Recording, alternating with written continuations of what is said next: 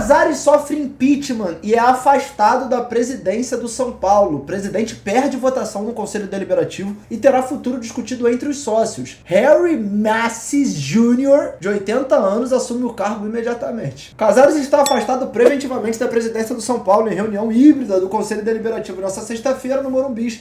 188 conselheiros votaram a favor do impeachment do presidente. No total, 223 participaram da votação. O vice-presidente Harry Macis Jr., de 80 anos, pô, tá enfatizando na maldade aqui, né? Assume o cargo imediatamente. É empresário do ramo hoteleiro e possui uma rede de estacionamentos na capital paulista. Rico. Derrotado no conselho, Casares está fora da presidência até que o impeachment seja votado em Assembleia Geral entre os sócios do clube. A votação vai ocorrer em no máximo 30 dias. Para ser aprovado, o impeachment de Casares precisava de 170 votos a favor, o que representa 2/3, ou seja, maioria composta, dos 254 conselheiros do São Paulo. Se a destituição tivesse menos votos do que isso, o dirigente seguiria no poder. A reunião dessa sexta-feira foi híbrida, com a possibilidade de participação à distância e do Morumbi, presencialmente. Ao todo, 223 conselheiros participaram, sendo 168 de maneira presencial e 55 online. O voto era secreto. Torcedores protestaram, olha só, mano, colocaram ele com orelha de rato, fugindo com ratos, com rabo de rato. Fora Casares e sua corja. Caixões. Ratazana. Ladrão. Olha aí, olha aí. Entendo o movimento de impeachment do presidente. O requerimento foi protocolado pelo grupo de conselheiros do São Paulo e se baseou principalmente na exploração clandestina de um camarote do Morumbi. Em um áudio obtido com exclusividade, os diretores Mara Casares e Douglas Schwartzman admitem ter participado de um esquema para uso clandestino de um camarote no show da Shakira em fevereiro desse ano. O agora diretor adjunto licenciado de futebol da base do São Paulo também admite ter ganhado dinheiro. Vou repetir uma coisa. Você é uma pessoa que a Mara confiou. Eu só entrei nisso porque a Mara me garantiu que você era de total confiança. Desde o primeiro dia eu te falava isso. Não podemos fazer coisa errada aqui. Então, teve negócio que você ganhou dinheiro, eu ganhei, todo mundo ganhou. Mas foi feito tudo na confiança. Coisa errada? Errou? Tem que comer com farinha. Não tem jeito, querida. Não tem outro jeito, não tem outro jeito, não tem. Olha aí.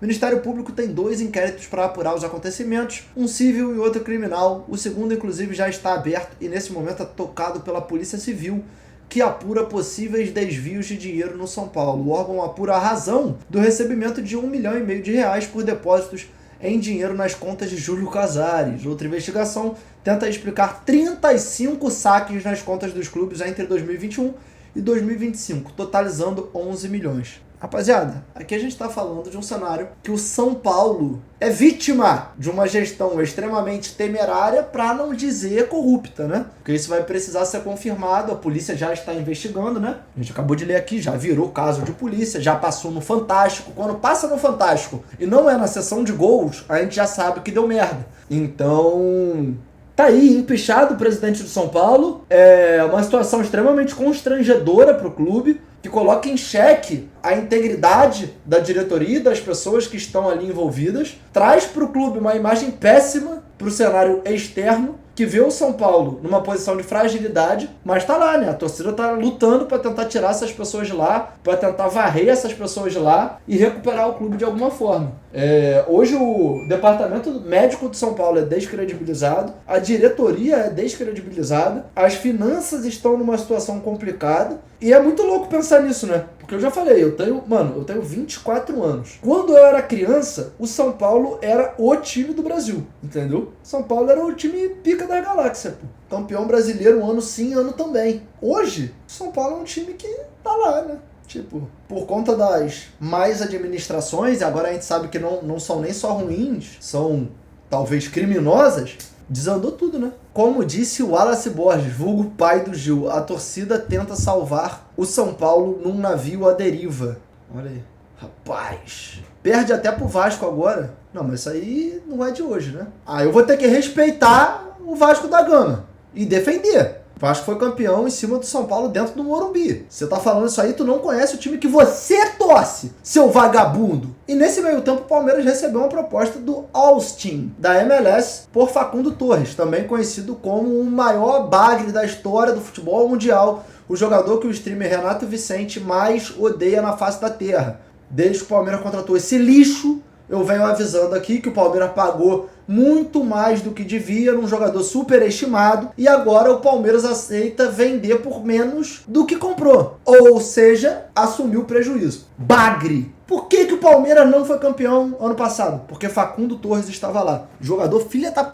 O Palmeiras recebeu uma proposta do Austin para revender o Facundo Torres. A equipe da MLS está disposta a pagar cerca de 9 milhões e meio de dólares. Cerca de 51 milhões de reais. As conversas ainda estão em andamento. O Verdão também mantém tratativas para a venda de Luigi, mas os nomes dos interessados ainda são mantidos em sigilo.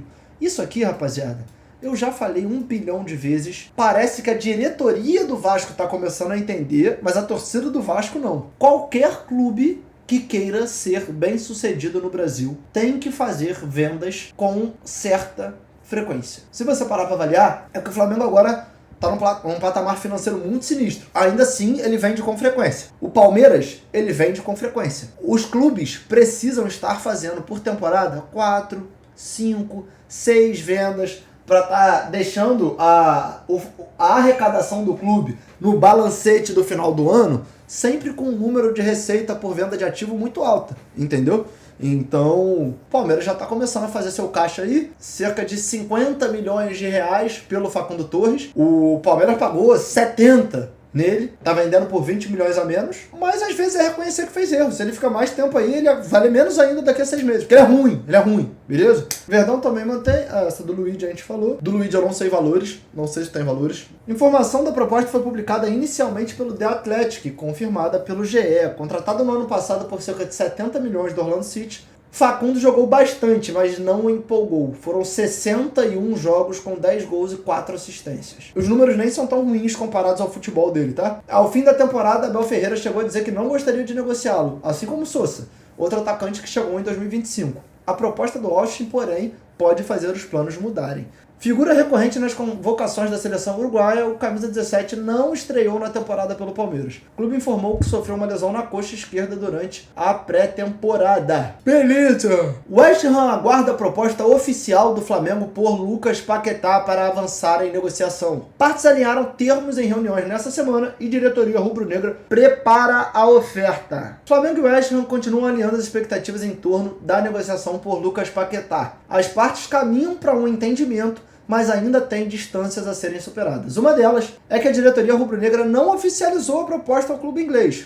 Por que isso ainda não aconteceu? Representantes do jogador se reuniram com o West Ham e o Flamengo ao longo dos últimos dias. As trocas de informações são constantes. Havia expectativa de selar o acordo em reunião nessa sexta-feira. Falaram que hoje era o dia D, né, para a negociação ser concretizada, mas não houve um encontro formal. A estratégia está na postura de Lucas Paquetá. Pelo visto de tudo que eu tô lendo e tô acompanhando sobre a situação, o maior trunfo do Flamengo na negociação não são os valores, apesar do Flamengo estar oferecendo uma quantia considerável de dinheiro. O maior trunfo é a vontade do Paquetá, que já pediu para ser liberado, que já falou que tem vontade de voltar ao Flamengo. E se o clube nega, fica um clima chato lá, e aí daqui a pouco fica uma situação de merda, e aí o contrato vai passando, a gente sabe como é que é no futebol. É muito complicado você ficar segurando atleta que não quer ficar no time. Então, muito provavelmente, o fato do Paquetá estar implorando para ir para o Flamengo vai fazer com que a diretoria do West Ham diminua a pedida. O meia faz pressão na Inglaterra para ser liberado e retornar ao Brasil. A tática tem funcionado e o clube londrino sinalizou que aceita vendê-lo ao Flamengo. As partes agora discutem quando a transferência aconteceria. Os ingleses gostariam de contar com o atleta até maio. O West Ham tá brigando para não cair, né, na Premier League. O Flamengo informou que não aceita esse modelo e quer Paquetá agora. Ou seja, o Flamengo quer o cu, mas não aceita com pelo. Ele quer raspado. O clube brasileiro não fez proposta oficial, no entanto. A diretoria aguardava reunir todas as informações para enviar uma oferta dentro dos moldes que o West Ham considera aceitáveis. Números já foram falados nas reuniões até aqui que têm sido informais cercadas de sondagens sobre a possibilidade do West Ham liberar Paquetá nessa janela. Em uma dessas consultas, o Flamengo ouviu valores os quais entende ser possível chegar na proposta. 35 milhões de euros fixos, 217 milhões de reais, mais 5 milhões de euros em bônus, ou seja, 31 milhões de reais. Sendo assim, o valor total do montante que a transição poderia chegar é de 40 milhões de euros, também conhecido como 248 milhões de reais, cerca de 250 milhões de reais. Agora, o departamento de futebol trabalha em cima dos termos para apresentá-los ao presidente BAP, que precisa dar o aval. O clube quer ter certeza sobre os valores para oficializar a oferta. Revelado nas divisões de base do Flamengo. Se a transação for fechada nos valores negociados, será a maior contratação da história de um clube brasileiro, superando a ida de Gerson para o Cruzeiro. Até agora, o Flamengo contratou 2 jogadores na janela de janeiro. O zagueiro Vitão, ex-Inter, e o goleiro Andrew, ex-Gil Vicente. Tá aí. Muito tá sendo falado nesse sentido, né, rapaziada? De tipo assim, o West Ham pediu 60, o Flamengo ofereceu 30 nas conversas. Só que o Paquetá pediu pra sair, então o West Ham tá diminuindo a pedida. O Flamengo vai tentar 35 com bônus de 5. Provavelmente o West Ham vai querer puxar um pouco mais pra cima. Ao final, eu acredito que pela vontade do jogador, o Paquetá vai pro Flamengo. Agora, qual valor vocês acham que vai ser o valor do denominador comum que vai fazer com que os clubes se acertem? Esse é o debate, né? 45, 42, 42, 40, 45, 42, 40, 40, 37,5, 40 com bônus. Eu acho que existe uma possibilidade do West Ham, que tá desesperado, quem tá acompanhando o noticiário. E aí, mano, uma dica aqui, tá? Quem gosta de acompanhar futebol de fora, principalmente Premier League, com mais afinco, eu já falo aqui que eu não tenho essa propriedade. Meu negócio é futebol brasileiro. Não sou muito de acompanhar futebol internacional. Acompanho, consigo trocar ideia tranquilo, mas não tenho propriedade. Rapaziada, Fred Caldeira e Marcelo Beckler. Beleza? Todo dia sai vídeo no YouTube dos dois juntos conversando sobre as transferências, sobre as possibilidades, sobre o futebol internacional. Então, se quiser assistir, a gente tá falando de 2 dos melhores que tem aí. Beleza? Não tenho problema nenhum em falar que eu não vejo como... Pô, mas aí a concorrência, tu comenta futebol, eles também não. Não é concorrência, é referência. Os caras são os melhores no que eles fazem hoje. Tem pra onde correr. Então, quiserem saber mais sobre a situação do West Ham, tem vídeo deles explicando bonitinho, ok? Então, como eu vi o vídeo deles, eu sei que o West Ham tá numa situação calamitosa. O que eu imagino que o West Ham vai fazer? Aceitar os 40 milhões que o Flamengo tá oferecendo. Só que pedindo para o Flamengo alterar o modo do negócio de 5 milhões em bônus para 5 milhões em fixo, somando aos 35 milhões, fazendo assim 40 milhões de euros de forma fixa, entendeu? Porque o bônus, ele é condicionado a desempenho. O fixo não, entendeu? O fixo não. É o que eu imagino, entendeu? Últimas. João Ricardo saindo do Fortaleza indo pro Corinthians. Facundo Torres saindo do Palmeiras indo pro Austin da MLS. Matheus Pereira saiu do Fortaleza, foi pro Corinthians. Preciado foi contratado pelo Atlético Mineiro. Flamengo pressionando o West Ham por Lucas Paquetá. E River Plate com interesse em Joaquim Correa. Remo fazendo a contratação do atacante Rafael Monte. Gil Vicente contratou o Lucão, ex-Vasco, goleiro do Bragantino, para substituir o Andrew, que saiu do Gil Vicente e foi pro Flamengo. Camilo saiu do Grêmio, foi para Chapecoense. Lucas Esteves, o Grêmio tá negociando a saída dele pro Atlético São Luís. Pô, eu não consigo uma info sobre essa negociação aqui não, mano. Tem valores envolvidos, não? Nada? Nada. Terceira opção, lateral ficou de fora dos planos Luiz Castro. Então não, é só tchau e benção, né? Só tchau e benção. Acabou. Boa sorte. Arias, interesse do Fluminense, negocia com o Palmeiras. O John tem um interesse do Zenit aí, né, que sinalizou com uma oferta de 20 milhões de euros. Savarino melou com o Fluminense, Hulk melou com o Fluminense, jogadores se despedindo do Fortaleza. Pô, isso aqui procede? Isso aqui procede? São Paulo deixa Alisson fora de jogo e avalia negociação com o Corinthians.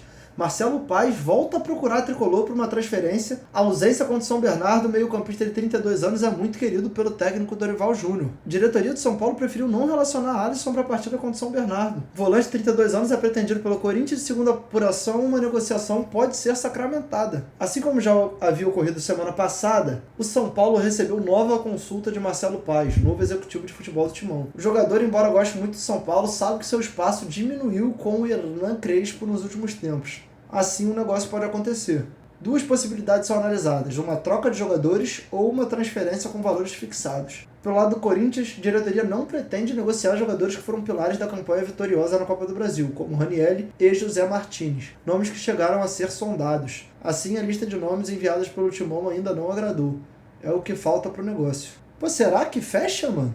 Olha o Galo, mano. Olha o Galo no mercado. Ninguém falando nada, ele ali na espreita. Lucas Torreira, hoje no Galatasaray, foi mencionado como alvo do Furacão, mas a conversa é com o Galo. Entenda a situação. O Atlético Paranaense foi mencionado como suposto interessado na contratação do volante uruguaio Lucas Torreira, com passagem por clubes como Arsenal, Atlético de Madrid e atualmente no Galatasaray. No entanto, houve uma confusão na informação, e quem realmente conversa com o jogador é o Atlético Mineiro. O empresário falou em entrevista ao canal uruguaio sobre uma proposta do Furacão pelo jogador e, em contato com o GE, admitiu que se confundiu e revelou negociação com o Galo. Que beleza, hein? Está um pouco desmotivado, quer estar mais perto de casa. O Atlético Paranaense está fazendo um esforço muito grande. E aí foi a confusão que ele fez, né?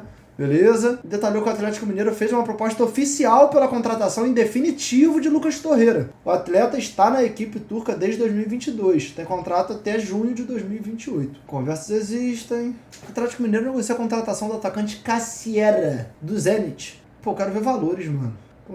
Não tem valores de nada! Não tem valores de nada aqui! O Galo tá usando. Ai, ai, ai! Por falar em valores, Cruzeiro recebe proposta milionária do Borussia Dortmund por Cauã Prates, lateral de 17 anos. Vem sendo titular no começo do trabalho de Tite e marcou o primeiro gol com a equipe profissional esse ano. Cruzeiro recebeu uma proposta milionária pelo lateral esquerdo Cauã Prates, 17 anos, tá, beleza? Borussia Dortmund da Alemanha sinalizou oferta de 13 milhões de euros, cerca de 81 milhões de reais, é muita grana, hein? Para contar com o jogador a partir da próxima janela, no meio do ano. As negociações ainda acontecem. Segundo apurou o GE, o Borussia ofereceu 10 milhões de euros fixos, cerca de 62 milhões de reais, além de 3 milhões de euros em bônus. As conversas entre os clubes estão acontecendo. Cauã ainda não pode ser transferido para times internacionais. Tem 17 anos, tem que esperar fazer 18. Alcança a maioridade em agosto e por isso o interesse do Borussia é contar com o jogador a partir da janela do meio do ano. Faz sentido. Natural do Espírito Santo, revelar nas categorias de base do Cruzeiro. Beleza. Tudo bem, ok. E aí, vale a pena fazer essa venda? Quase 100 milha num lateral de 17 anos? Que o moleque tem potencial, né? Que ver? Coritiba pagou 15 milhões no Breno Lopes. Aqui já são as notícias mais antigas, né? Segovinha fechou com o América Mineiro. Inter fechou com Vilagra do CSKA Moscou. Natan Mendes saindo do Braga indo pro Vitória. O Everton a gente já tinha comentado. Esse aqui parece que esquentou, né? Michael, possível saída do Flamengo pro Santos, né? Napoli e United interessados no João Gomes. Lucero saindo do Fortaleza. Gabriel Menino fechou com o Santos, né? Isso aqui tudo a gente já comentou. Não vale. Esse moleque é muito craque. Se ficar mais tempo, o Cruzeiro vende pelo dobro. Então, mas o ponto é que o Cruzeiro, ele tá investindo pesado na janela desse ano. Ou seja, ele precisa fazer vendas também. E aqui eu não tô falando, o Pedrinho BH tá duro. Não é isso, né? Mas o clube, ele precisa se autossustentar. Então, é natural que o Cruzeiro faça alguma venda, né? Não tem muito pra onde correr. Rapaziada, tem mais notícia aqui, tá? Vou abrir mais uma notícia aqui pra gente. E essa aqui parece que saiu enquanto eu tava lendo as outras notícias com vocês. Fechou, hein? O Facundo Torres. A gente leu que tava negociando, né? Certo? Saiu a notícia de que fechou. Negócio concluído. Beleza, deixa eu botar as outras duas notícias aqui. Uma que vai ser mais polêmica, a outra mais tranquila. A mais tranquila primeiro, evidentemente, né? Botafogo negocia a contratação do atacante Enzo Gonzalez, do Wolverhampton. As conversas são para que o paraguaio de 20 anos reforce o alvinegro por empréstimo com opção de compra. Enzo está no Wolverhampton desde maio de 2023, mas fez apenas um jogo pelo time principal. ficando em campo por apenas 1 minuto. Ele tem atuado mais pelo Sub-21. Aí é aquele tipo de contratação que o torcedor do Botafogo tem que se apegar na confiança que ele criou no scout do clube, né? Que aqui ficou muito claro, o Botafogo tá vendendo peças à torta e à direita, todos os jogadores são postos ali como negociáveis, e todas as propostas que estão chegando, o Botafogo tá negociando, tá conversando, tentando fazer uma grana, tá com a situação do transfer ban, o scout tá tendo que ser criativo. Agora, tem que ver legal, né? Porque, tipo assim, hoje, o Wolverhampton tá quantos pontos na Premier League agora, exatamente? Quem tem essa info? 6 pontos? 3 pontos? Enfim, é lanterna isolada, correto?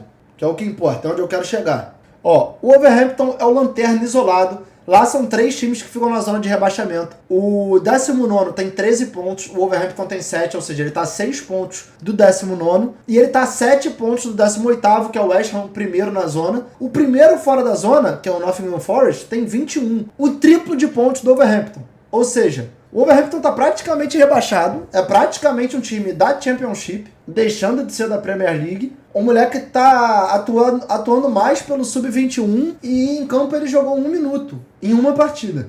É literalmente a gente admitir que, mano, tá tentando criatividade no momento que o Botafogo precisa fazer caixa, não quer gastar tanto, mas precisa contratar porque tem competições à frente para disputar, né? Então, foi o que eu falei. O que dá para deixar o torcedor um pouco esperançoso é que os scouts do Botafogo, ultimamente, a gente está acostumado a ver eles encontrando jogadores que podem parecer que é loucura trazer, mas que estão dando conta do recado, aumentando o preço e etc. Fechou? Pablo Verratti se acertou com o Cerro Porteño e está deixando o Vasco. O jogador aguarda a documentação para que possa viajar. Vasco e atacante se acertaram em rescisão amigável. Cara, aqui eu sei que vai ser complicado, porque um monte de gente vai lembrar que em muitos momentos eu já critiquei o Verratti. E de fato critiquei e não me arrependo, porque eu sou o torcedor do Vasco, a minha prioridade é o Vasco. No momento que eu vejo que ele está em 2 meses sem fazer um gol com bola rolando,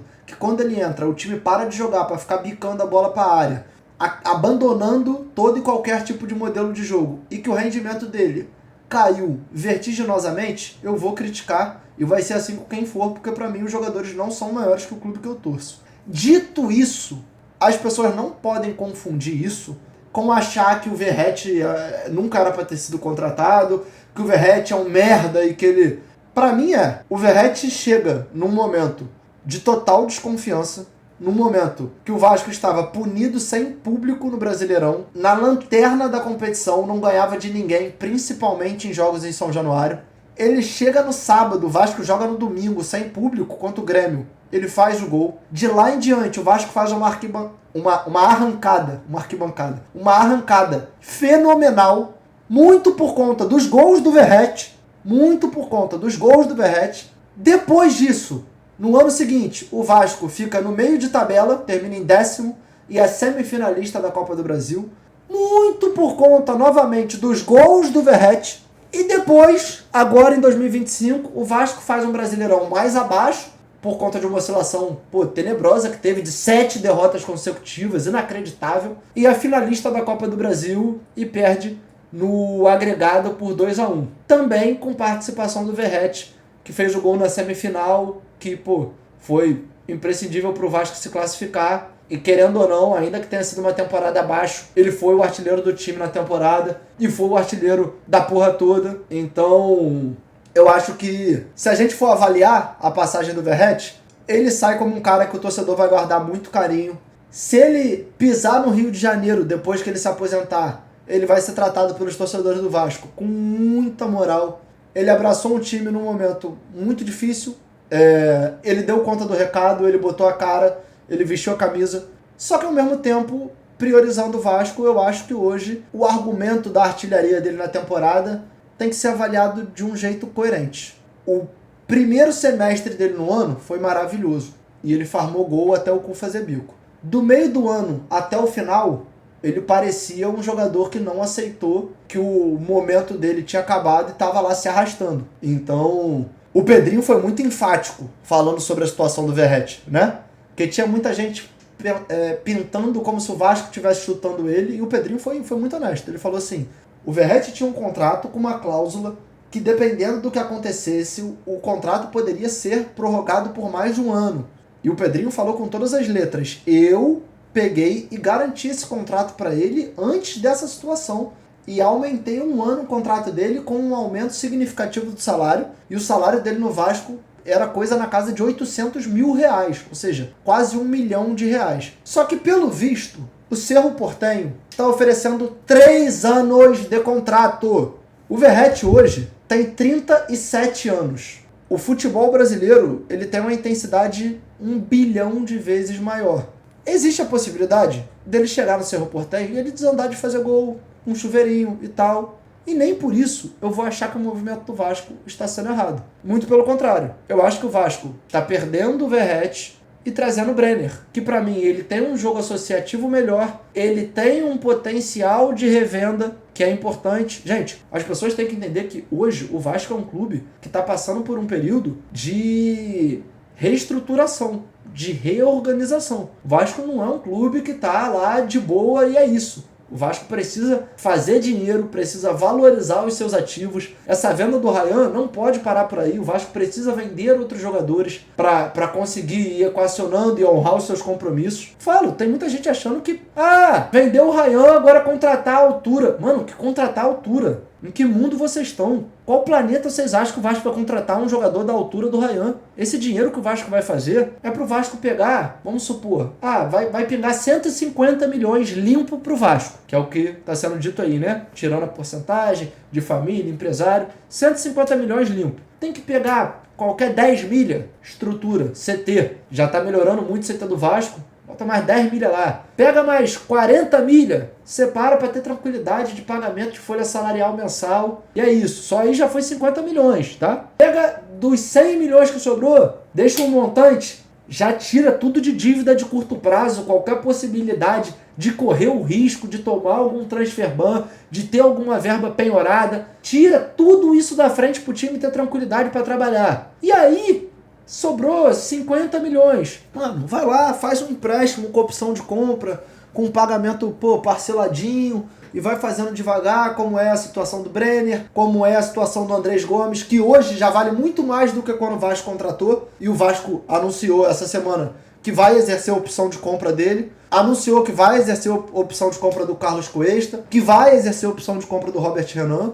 Então, tipo assim, às vezes as pessoas acham que o Vasco está numa situação, as pessoas, né, alguns torcedores do Vasco, que o Vasco não está. O Vasco ainda precisa continuar ali roendo o osso pra, de fato, em algum momento essa situação virar, entendeu? Então, pra mim faz sentido agradecer o Verratti, né, por tudo que ele fez desde o momento que chegou, mas entender que o clube precisa se colocar em primeiro lugar, entendeu? Agora, o que eu não admito é, mas vai ficar chorando depois, não pode fazer isso, tá querendo que o Verratti saia. Mano, o jogador pediu pra sair, cara. O jogador pediu pra sair. As notícias são muito claras. Não estão percebendo, mano? Que vocês estão ajoelhando pra um cara que, tem o seu valor, que ajudou pra caralho. Não tô apagando isso, não tô tendo memória curta. Mas ele recebe 1 milhão, ele é banco, e ele pediu pra sair. Tem 37 anos. Um jogador que recebe 1 milhão, vamos botar aí aproximadamente, né? Falam que é um pouco menos. Só de salário, em 2 anos de contrato, ele recebe quase 25 milhões aí. Vou botar aí 24, sendo que, a gente sabe que nesse meio tempo tem bicho, tem luvas, tem bônus. Deve ser um gasto de quase 30. Difícil, mano. Entendeu? É difícil, não é um negócio tão simples assim, cara. Não é um negócio tão simples assim. Eu tô falando, o Vasco é um time que não tem banco de reserva, mas mesmo sem ter banco de reserva, ele gasta mais com banco de reserva que muito time do Brasileirão gasta com o time titular. Lemos, que não entrava em campo, tinha salário de mais de 500 conto, provavelmente. O DVD, carimbo, 777, Alexandre Matos, que tá indo pro Vitória agora, tinha salário alto pra caralho. O Paulinho Paula, e esse eu não reclamo tanto, porque até a lesão no joelho ele performou muito bem e ajudou o Vasco, tinha salário alto. Então vamos supor, olha só, vamos supor um cenário que o Paulinho Paula recebesse 450 mil, beleza? Vamos supor que dentro desse cenário o Lemos recebesse mais 450 mil, 900 mil, ok? Vamos botar aí que o DVD receba 350, já são 1.250.000. Vamos botar que o Verratti receba 750. Já são 2 milhões. Estão falando aí que o DVD é 600 mil, tá? Mas só que Paulinho Paula, DVD, Verratti e Lemos, mais de 2 milhões de reais por mês com jogadores que Paulinho Paulo não entra em campo, DVD, quando entra, estressa, o Lemos não pisa no campo, nem no banco de reserva, e o Verratti é reserva. Estão entendendo? Que eu tô contando por baixo e tá dando 2 milhões por mês de gasto. Isso em um ano são pelo menos 24 milhões de reais. Um ano. Se você for botar bicho, luva, bônus, a gente tá falando de papo de 30 milhões de reais. Com jogadores que, tirando o Verratti, não jogam. O Vasco ainda conseguiu transferir o Lucas Oliveira pro Mirassol. Vamos botar que ele recebesse 150 mil. Já vai para 2.200. Conseguiu transferir o Jean Davi, que o Vasco gastou milhões para contratar, então devia receber um salário alto. Vamos supor que ele recebesse 500 mil. Já vai para 2.700. Quando você para pensar, o Vasco está fazendo um alívio na folha salarial de quase 3 milhões de reais por mês, que com bônus, luvas, bicho, seriam, sei lá, 4 milhões de reais por mês de jogadores que têm uma minutagem baixíssima, tá ligado? Então eu acho que esse é o caminho. Por exemplo, o Brenner. Ah, Renato, mas aí, contratou o Brenner vai receber salário. O Saldívia vai receber salário. O Rojas vai receber salário, com certeza. É evidente que vão, né? Mas eu acredito que nos moldes de salários menores, que é o que essa diretoria tem negociado, com contratos que dependem do rendimento esportivo que eles vão ter a chance de se mostrar. Esses jogadores já mostraram que não estavam entregando mais, entendeu? Pedrinho tem que ensinar Matheus Montenegro e Mário Bittencourt como se livra de bagre. Everaldo fazendo hora extra. Cara, então, eu falei, né? Futebol internacional eu não acompanho tanto. Futebol nacional eu acompanho pra cá. Hoje, eu tava assistindo a entrevista coletiva do Matheus Montenegro, pra quem não sabe, é o novo presidente do Fluminense. E, assisti a entrevista coletiva toda, vi tudo que ele falou e tal. E, cara, o Mário Bittencourt, ex-presidente do Fluminense, que, querendo ou não, participou da campanha do Matheus Montenegro, atual presidente do Fluminense, porque o Mário Bittencourt não poderia se reeleger por conta do estatuto, ele virou diretor-geral do Fluminense agora. E aí eu queria perguntar pro torcedor do Fluminense, porque eu tô vendo de fora, então eu não entendi muito bem. A sensação que eu tenho é que o Mário Bittencourt cumpriu o máximo de mandatos que ele poderia cumprir, e aí, como ele não poderia ser presidente de novo, ele escolheu alguém da confiança dele, apoiou, essa pessoa virou presidente e ele virou diretor-geral. Então a sensação que eu tenho é que o Mário Bittencourt continua presidente do Fluminense. Só que como se o Fluminense tivesse dividido a presidência com o Mário Bittencourt, que não pode mais por conta do estatuto ser presidente, e com o Matheus Montenegro, que tá ali agora no início do seu primeiro mandato. É muito louco, né? É muito louco, mano. E se pá, o Matheus Montenegro fica até um pouco refém, né? Porque se o Mário Bittencourt tem esse apoio interno dos sócios votantes, não seria uma boa ideia pro Matheus Montenegro comprar um problema ou um barulho com o Mário Bittencourt, né? Que aí é meio que assinar que na próxima eleição não ganha, tá ligado? Tem que ver isso. Então, eu vi na coletiva, em dado momento, ele falando o seguinte: a gente pensa em contratar o camisa 9, só que a minha maior preocupação é o Fluminense vencer os jogos. Se for de 1-0, tá tudo bem. O Fluminense tem que vencer. E aí não importa se é o camisa 9 que vai fazer o gol e tal. Tipo assim, tá, na prática é isso. O time tem que ganhar. Mas a chance de você ganhar tendo um camisa 9 que faz gol aumenta consideravelmente, né? O que tem mais chance? Você ganhar com um camisa 9 que faz gol ou dependendo que o seu lateral faça gol? Sei lá, pra mim não faz tanto sentido assim não, mano. Não sei, mano. Ainda teve outra notícia que eu não falei aqui, que foi a do Lucas Piton, né, mano? Lucas Piton talvez aí de saída. Será que não saiu no GE? Vasco rejeitou a oferta de 4 milhões de euros, cerca de 25 milhões de reais do Besiktas por Lucas Piton. Cruz Maltino só aceita negociar o lateral por um valor superior, justamente para conseguir repor a posição à altura no mercado de transferências. Desde o ano passado, o clube já monitora nomes para a lateral esquerda com a ideia inicial de contratar um jogador para compor o elenco. Rapaziada, eu me coloco em umas posições acerca de Vasco que me põe num cenário de tomar porrada de todos os lados. Mas tudo bem. Primeira linha de argumentação que eu particularmente acho burra. Não pode vender porque não tem como conseguir reposição. Primeiro, conseguir reposição não é o papel do torcedor. Quem tem que conseguir reposição é diretoria. E se a diretoria se sente incapaz de conseguir reposição de atletas que estão no elenco, ela tem que meter o pé. Primeiro ponto. Esse raciocínio de, não dá pra ter lateral, que sei lá o quê, ou que, o meio campo vai sair, agora não tem como contratar. A diretoria que pensar isso, que o torcedor pensa, ela tem que pedir pra ir embora, renunciar, tá entendendo? Tem que renunciar. Segundo ponto. A gente não vai conseguir um lateral que entrega tudo que o Lucas Piton entrega. E aí eu vou falar que eu concordo mais ou menos.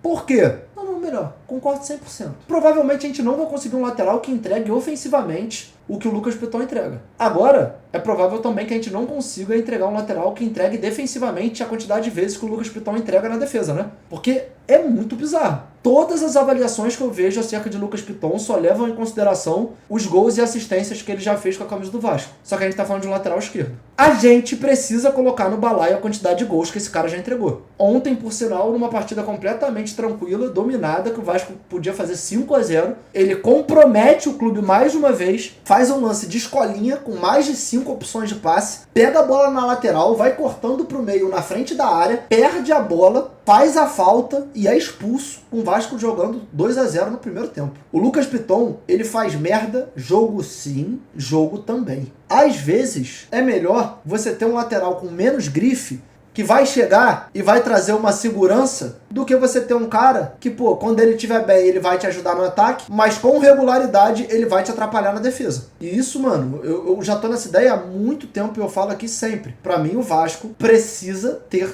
uma defesa mais confiável. Precisa. O Vasco só ganha quando faz 3 gols, quando faz 4 gols, faz 5. Fez menos que isso, dificilmente o Vasco ganha, que todo jogo o Vasco toma pelo menos 2. E aí passa também pelo Diniz, que tem o seu estilo de jogo muito ousado assim, mas passa também pelas cagadas que os jogadores da defesa fazem. E aí tem mais um ponto nisso tudo. Mas, e o valor? Aí, tudo bem. Aí eu tô com vocês. Por que eu não me oponho ao Vasco rejeitar essa oferta? Porque 4 milhões de euros eu acho que é um valor menor do que o Piton é precificado hoje. Agora, se chegar 5 milhões e meio de euros e o Vasco aceitar, seria mais ou menos aí 34 milhões de reais, eu não ia ficar radiante, mas eu não ia achar o Vasco de todo errado, não. Não ia achar o Vasco de todo errado, não. Pra ser bem sincero. Entendeu? É muito tempo fazendo merda. E é muito tempo com todo mundo passando a mão na cabeça. Não contem comigo, entendeu? É foda. O Palmeiras tem recebido sondagens por Luigi, deve vender o atacante nos próximos dias. Com muitas opções no setor e com meta de vender 400 milhões nessa temporada, olha o que eu falei. Falei essa aqui há um tempo atrás, né? Os clubes mais bem-sucedidos no Brasil fazem um faturamento com renda através de venda de ativos muito grande todo ano. As vendas são frequentes. O clube vê como boa possibilidade de arrecadação. Os interessados ainda não foram revelados, mas há conversas em andamento. Quanto que dizem as más línguas que seria essa transferência do Luigi, hein? Luigi, milhões. Pediram-me para não revelar o nome do clube que ele irá. Mas, falando em valor, a transferência gira em torno de 8 milhões de euros por uma porcentagem. Olha aí. Olha aí. Seria o quê? Uns 50 milhões de reais? 50 milhões de reais, né? Aí, o Palmeiras já começou a fazer o caixa. Não tem jeito. Toma, mais notícia. É que o mercado tá pegando fogo. A minha tranquilidade é que o feedback de vocês de live, assim, comentando janela de transferência, é positivo. E hoje, como não vai ter muito react, daqui a pouco eu já vou pro cineminha, eu tô comentando mais transferências, já comentei Cruzeiro, já comentei Atlético Mineiro, comentei Fortaleza, comentei Curitiba, comentei Internacional, Corinthians, São Paulo, Palmeiras, Vasco, Botafogo, Fluminense, Flamengo, Santos agora, né? Estamos comentando de geral. Enfim. Michael deve deixar o Flamengo e acertar com o Santos em definitivo. O Peixe mantém cautela e aguarda questões burocráticas. Mas, no Rio de Janeiro, a saída do atacante já é dada como certa. Santos chegou a um acordo com o staff do jogador. Cara, eu tô falando, esse time do Santos, ele vai ser um time muito midiático nesse ano, mano. Eu não tô falando sobre ser muito bom, ser muito ruim, ser mais ou menos. Eu tô falando sobre ser um time interessante, que gera curiosidade de assistir. Neymar Júnior, Michael, Gabigol, Roleiser, Williarão. Tá ficando um time engraçado. Vamos ver como é que vai se desenrolar. Agora, o Michael, ele é consideravelmente melhor do que o Guilherme. Pra mim, aqui o Santos... Eu sei que ele é um cara odiado, tá? Mas pra mim o Santos ganha com a saída do Guilherme e chegada do Michael. Contra-ataque começa quarta e termina domingo. Pô, o Michael correria, pô. Michael correria. Ué, Fiorentina sondou Emerson Royal. O Plata vai sair do Flamengo? Fake? É isso aí.